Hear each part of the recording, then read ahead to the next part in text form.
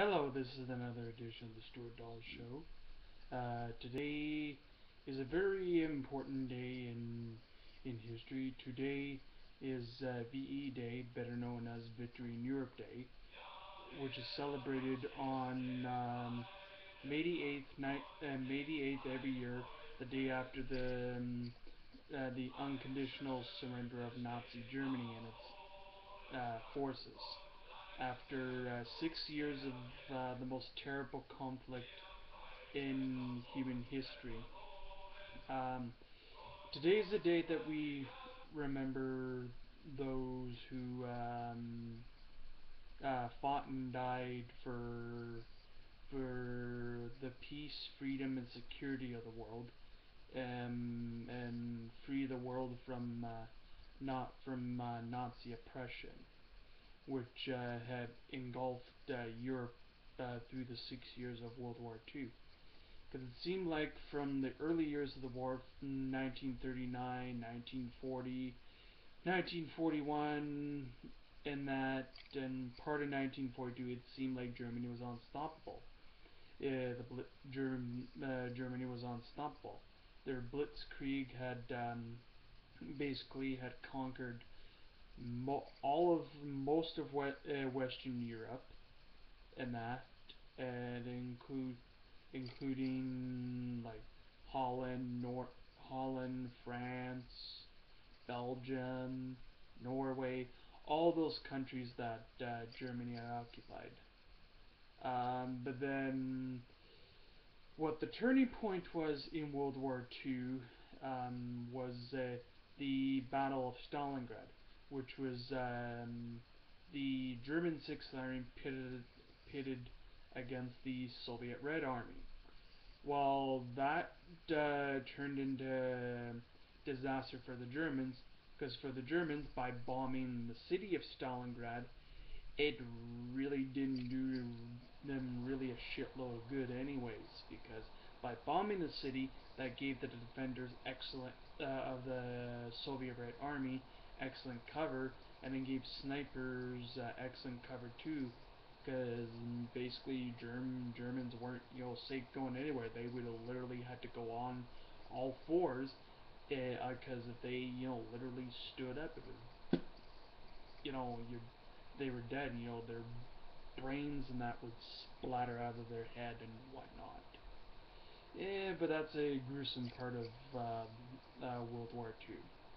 But then in the later years of the war, the by 1944, the Western Allies were closing in from the west, crossing the River Rhine, coming in from the west, and then up through Italy from the south.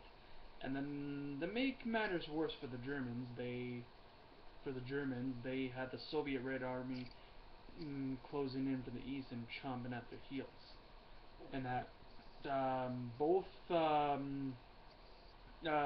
advancing units of the 69th Infantry Division of the U.S. Army and the Soviet elements of the Soviet Red Army actually met on in the German suburb of Torgau, which is about 75 miles on the River Elbe, which is about 50 miles away from Berlin.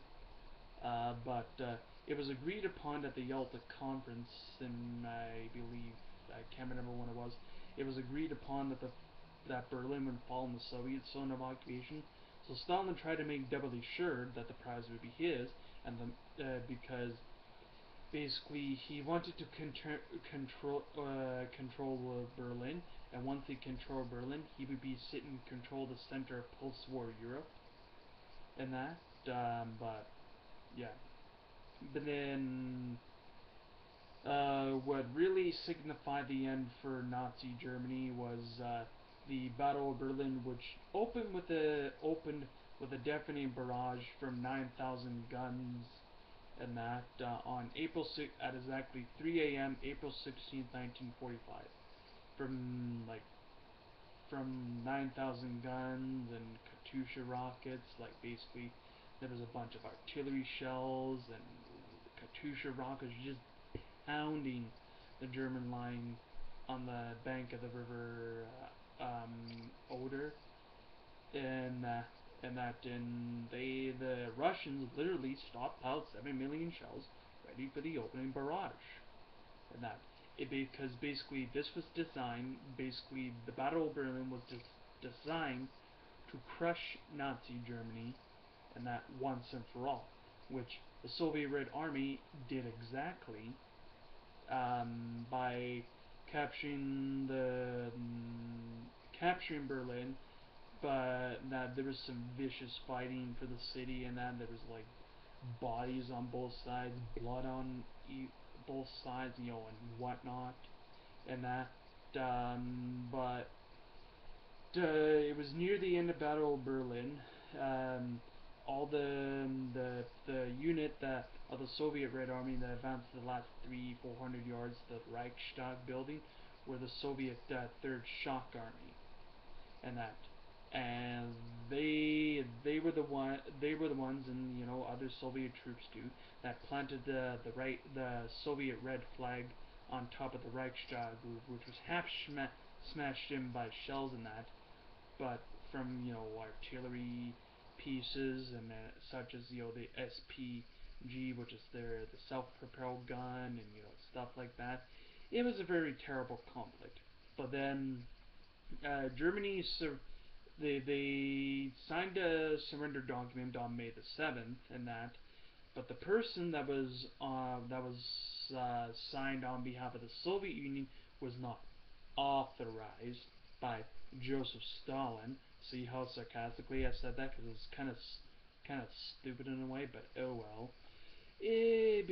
So to satisfy Stalin's paranoia and bloody ego, they had a second surrender ceremony in Berlin.